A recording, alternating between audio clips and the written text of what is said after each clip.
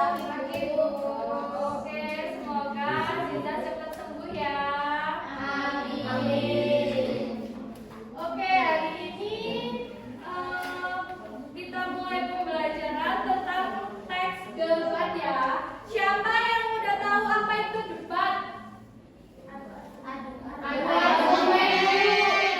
Siapa yang pernah berdebat? Tunjuk tangan.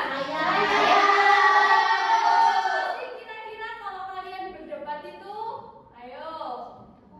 Tapi sesuatu, Bu. Kalau kalian berdebat itu karena apa? Karena itu Bu, perbedaan argumen. Pinter-pinter, Masya Allah. Oke, kita langsung materi ya.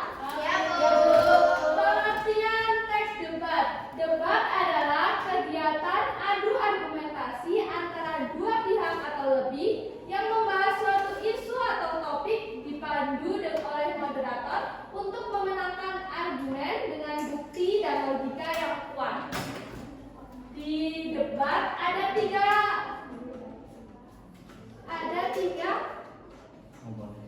komponen, yaitu yang pertama ada mosi. Mosi itu adalah topik yang diperdebatkan. Contohnya kita mau debat tentang apa? MBG. Ada dua pihak, tim pro dan tim kontra. Tim pro itu, siapa yang tahu tim pro itu apa? Mendukung. Tim kontra yang menolak.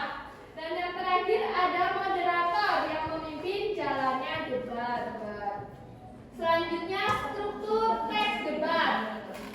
Pembukaan, moderator membuka debat, memperkenalkan peserta dan menyampaikan mosi atau topik yang akan diperdebatkan. Yang kedua, penyampaian argumen. Tim pro dan tim kontra menyampaikan argumen masing-masing secara bergantian, disertai dengan data dan fakta pendukung. Yang ketiga, sanggahan atau rebutal. Masing-masing pihak menanggapi dan membantah argumen lawan dengan logis, sopan, dan berdasarkan bukti. Yang terakhir yaitu simpulan atau penutup. Setiap tim menyampaikan kesimpulan argumennya. Kemudian moderator menutup dan merangkum hasil debat. Yang ketiga, unsur-unsur debat. Yang pertama tadi ada mosi, topik atau pernyataan yang diperdebatkan, bersifat kontroversial dan dapat diargumentasikan dari dua sisi. Yang kedua yaitu tim pro, pihak yang mendukung atau setuju dengan mosi, bertugas membuktikan kebenaran dan pernyataan mosi. Tim kontra, pihak yang menolak atau tidak setuju dengan mosi, bertugas membantah argumen tim pro. Yang keempat yaitu moderator, memimpin debat yang menjaga ketertiban, waktu, objektivitas jalannya debat. Yang kelima yaitu penonton atau juri, pihak yang menyaksikan dan menilai jalannya debat berdasarkan kualitas argumen. Dan yang terakhir yaitu notulis, yaitu mencatat jalannya debat, argumen dan simpulan dari tiap tim secara lengkap. Yang keempat yaitu kaidah kebahasaan dalam teks debat. Yang pertama yaitu konjungsi perlawanan. Kata yang digunakan biasanya menggunakan kata namun, tetapi, akan tetapi, meskipun. Yang kedua yaitu konjungsi kausalitas. Siapa yang tahu apa itu konjungsi kausalitas? Nggak tahu, Bu. Tahu ya, konjungsi kausalitas yaitu kata hubung, yaitu contoh katanya karena, sebab, oleh karena itu, sehingga. Yang ketiga yaitu kalimat deklaratif atau biasanya menyatakan fakta, pendapat, atau informasi. Yang keempat yaitu kalimat tanya retoris. Ada yang tahu apa itu kalimat tanya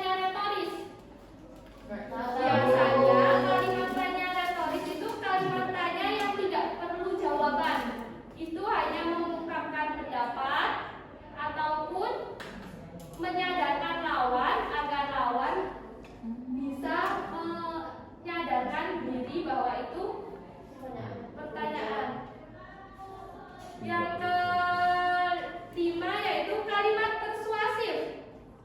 Contohnya menggunakan kata seharusnya, hendaknya, perlu, wajib, dan harus. Yang terakhir modalitas, yaitu menggunakan kata dapat, bisa, mungkin, pasti, tentu saja. Kalimat modalitas ini biasanya kalimat yang menyatakan kemungkinan atau kemampuan suatu tindakan. Selanjutnya yaitu contoh mosi debat. Dalam dunia pendidikan, penggunaan ponsel di sekolah harus dilarang sepenuhnya. Siapa yang setuju? Tim Pro. Kalau penggunaan ponsel di sekolah itu harus dilarang sepenuhnya. Kalian setuju nggak? Tidak. Berarti tim kontra semua. Iya. Kenapa? Berikan alasannya. Karena sudah menggunakan teknologi karena di era modern saat ini mengakses materi itu dapat menggunakan ponsel, Bu. Ya, memudahkan Bu. Memudahkan dalam pembelajaran. Ya, oke, baik. Berarti ini nggak ada tim pro-nya? Tidak ada. Oke, yang kedua itu contoh mosi debat dalam lingkungan. Penggunaan plastik sekali pakai seharusnya dilarang oleh pemerintah. Tim pro apa tim kontra? Pro. Yang kontra siapa? Wahai sini. Kenapa pro? Agar tidak Kalau tidak bersama lingkungan, Bu, karena plastik bisa digunakan terus, Bu. Ya, betul bertahun-tahun. Dari kalian semua.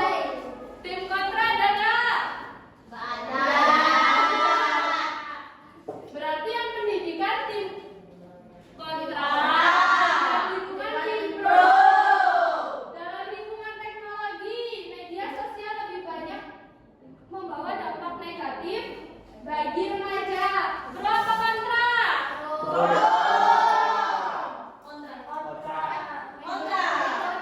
Ada yang pro, ada yang kontra. Dampak negatif. Kontra. Kontra.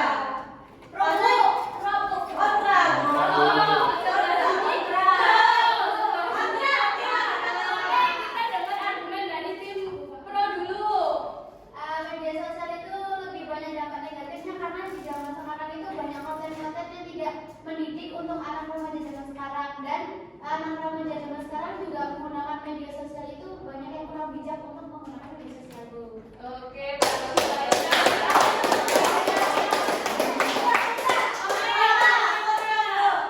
Oke, saya sampaikan ya Bu, mengapa saya kontra? Karena media sosial itu adalah salah satu akses kita untuk lebih mengenal dunia luar.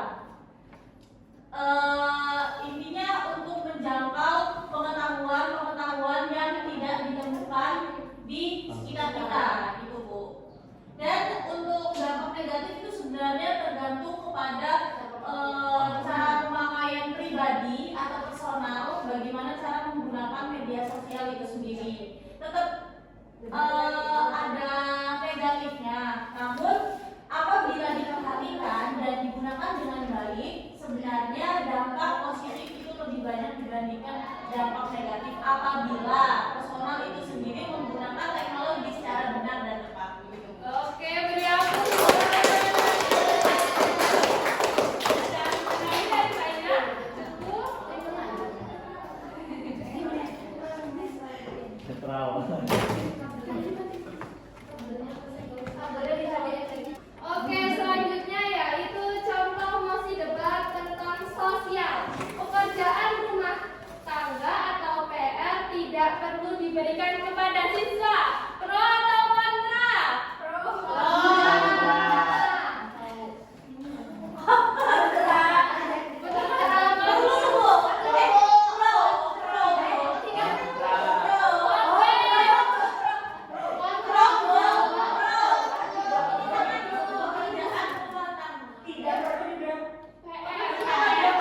Hanya ketujuan